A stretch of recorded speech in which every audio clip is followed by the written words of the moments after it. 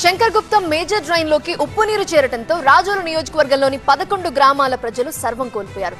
ఇకనైనా ప్రభుత్వం ఆదుకోవాలని వేడుకుంటున్నారు.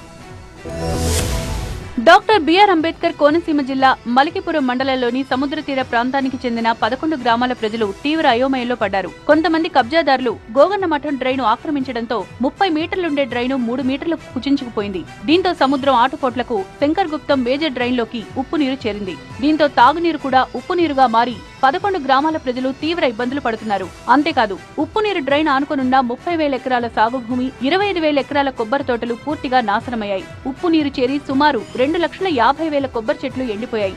ఏడాదికి 3 పంటలు పండే వరి పొలాలు పనికి రాకుండా పోవడంతో ఏం చేయాలో తెలియక ఆత్మహత్యలే శరణ్యమంటున్నారు రైతులు. అధికారులకు ఎన్నిసార్లు మొరపెట్టుకున్నా ఫలితం లేకుండా పోయిందంటున్నారు. ఇక్కడున్న రైతులు ఎలా బతుకుతున్నారో ఏం చేస్తున్నారో కూడా ఎవరికి ఏం తెలియట్లేదు. కొబ్బరికాయ ఆదాయం అయితే వాటి మీద బతికేవారు అందరూ. ఇప్పుడు